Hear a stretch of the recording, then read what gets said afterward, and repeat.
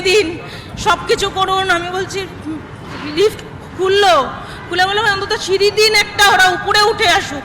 কেউ কোনো সাড়া দিল না। ঘন্টা ধরে যুদ্ধ করেছে আমার ভাই, 2 ঘন্টা করে যুদ্ধ করে মারা গেছে।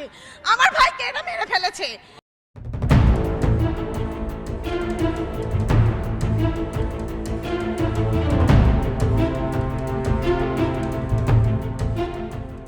লিফট কাণ্ডে উত্তাল আরজিকর। ছেলের চিকিৎসা করাতে এসে লিফটে আটকে মৃত্যু দমদম নাগেরবাজার এলাকার বাসিন্দা অরূপ বন্দ্যোপাধ্যায়ের।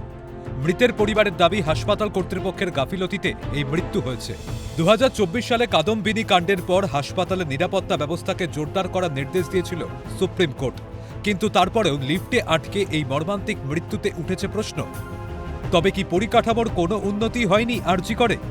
রোগী নিরাপত্তায় নেওয়া হয়নি কোনো ব্যবস্থাই? কি বলছে রাজনৈতিক মহল? প্রতিটি হাসপাতাল নরকে পরিণত হয়েছে, বাংলার মানুষ নরক যন্ত্রণা ভোগ করছে, কোনো উন্নয়ন হয়নি। শাসককে তোপ দিলীপ ঘোষের। ওখানে গিয়ে জ্যান্ত ফিরে আসা মুশকিল, পালিয়ে আসে লোকের দুরবস্থা থেকে। আমি গেছিলাম সেদিন, এখানে আমাদের মারপিট হয়েছিল পুরুলিয়ায় কর্মীদের দেখতে, আমি পোস্ট করেছি। কি দুর্গন্ধ, কি দুরবস্থা, নরক হয়ে গেছে ওটা প্রত্যেকটি হসপিটাল। আরজিকর লিফট কাণ্ডে মৃত্যুতে আসরে নেমে পড়েছে বিরোধীরা, পাশাপাশি অভিশপ্ত আরজিকর। রাজ্য প্রশাসনের পচে যাওয়া জং ধরা কঙ্কালসার চেহারাটা আজ আর আড়ালে নেই, সম্পূর্ণ উন্মোচিত। সমাজ মাধ্যমে পোস্ট বিরোধী দলনেতা শুভেন্দু অধিকারীর। আরজিকরের অধিকাংশ নিয়োগই রাজনৈতিক অনুপ্রেরিত। যাদের দায়িত্ব নেওয়ার কথা তারা এড়িয়ে গিয়েছেন।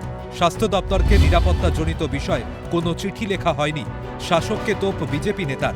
কোনো লিফটে সন্ধ্যের পর ভিজিটিং আওয়ার্সের পর আপনি কাউকে পাবেন না। সকালবেলা ডাক্তারবাবুরা যখন আসেন তখন তারা থাকেন। নেতাদের অধিকাংশ নিয়োগ হচ্ছে পলিটিক্যাল মোটিভেটেড নিয়োগ, সেই কারণে তারা যখন থাকেন তখন তারা সার্ভিস প্রোভাইড করেন। এই দুঃখজনক মৃত্যু এটা এড়ানো যেতে পারত, যদি সেখানে লিফটম্যান থাকতেন তাহলে এড়ানো যেতে পারত। তার সঙ্গে মেনটেন্যান্সের যে অভাব ছিল সেটা বোঝা গেছে। আজকে রুগী কল্যাণ এখানকার যে কমিটি, তার সদস্য এসে বলছেন যে, আমি তার নাম নিতে চাইছি না কারণ নির্বাচন ঘোষণা হয়ে গেছে, তিনিও প্রার্থী আমিও প্রার্থী, কিন্তু তিনি কি তার দায়িত্ব এড়াতে পারেন? আমি আপনাদের কাছে প্রশ্ন রাখলাম। কাদম্বিনী কাণ্ডের পর আরজিকরের সব সমস্যার সমাধান হবে বলে আশ্বাস দিয়েছিলেন মুখ্যমন্ত্রী, কিন্তু লিফটে আটকে এই মৃত্যুতে কি আদৌ কোনো উন্নতি হয়েছে? প্রশ্ন অধীর চৌধুরী। যখন ডাক্তাররা আন্দোলন করলো, কত আলোচনা হলো, হাসপাতালের পরিকাঠামো নিয়ে সমালোচনা হলো, পরিষেবা নিয়ে সমালোচনা হলো। বাংলার মুখ্যমন্ত্রী বলল, আমি সব সমস্যা সমাধান করে দেবো, একের পর এক ব্যবস্থা নেব। কি ব্যবস্থা নিয়েছে? লিফটে করে মানুষ নামছে, লিফট চলছে না, লিফটম্যান নেই, শ্বাসরুদ্ধ অবস্থা। বাঁচার জন্য দরজার উপরে, লিফটের দরজার উপরে প্রাণপণে দরজা খোলার চেষ্টা করা, সেই লিফটের দরজা খোলার জন্য প্রাণপণে চিৎকার করা, সবকিছুর পর তার মৃত্যু হওয়া। বাংলার মানুষ এত কিছু দেখার পরেও আপনাদেরকে নিশ্চয়ই এটা ভাবতে হবে, এই তৃণমূলকে আর রেহাই করা যায় কি। হাসপাতালের অবস্থা শোচনীয়। কর্তৃপক্ষ এবং প্রশাসনের গাফিলতিকেই নিশানা বাম নেতা রাজেন্দ্র গুপ্তর। পাশাপাশি তিনি আরও বলেন, অভয়াকাণ্ডের পরও আরজিকরের কোনো উন্নতি হয়নি। অবস্থা খুবই খারাপ। এইটা হচ্ছে একটা অনেক পুরনো একটা হসপিটাল, যেখানে 24 ঘন্টা লোকজন আসা যাওয়া করে। সেখানে এই রকম যদি ট্রমা সেন্টারে যদি এরকম ঘটনা ঘটে, এটা টোটাল গাফলতি হচ্ছে সুপ্রিনটেন্ডেন্ট, এইখানে যারা দেখাশোনা করে সুপ্রিনটেন্ডেন্ট, তাদেরই গাফলতি হয়েছে। কোনো উন্নতি হয়নি। আদালত যেটা বলেছিল পরিকাঠামোকে উন্নতি করার জন্য, কিন্তু তারপরেও কোনো উন্নতি হয়নি। তা অভয়ের মধ্যে তো আপনারা দেখেছেন কি এইখানে ঘটনা ঘটেছে, আজ পর্যন্ত কোনো শুরু হয়নি। তবে শাসক গোষ্ঠীর তরফেও অভিযোগের তীর হাসপাতাল কর্তৃপক্ষের দিকেই। রোগী কল্যাণ সমিতির বৈঠক গত 1.5 বছরে মাত্র 2 বার হয়েছে। হাসপাতাল কর্তৃপক্ষের তরফে রোগী কল্যাণ পরিষেবার জন্য কোনো পদক্ষেপ করা হচ্ছে না, অভিযোগ খোদ শাসক দলের নেতার। খুবই মর্মান্তিক ঘটনা, দুঃখজনক ঘটনা, এবং এখানে প্রশাসনিক গাফিলতি তো আছেই।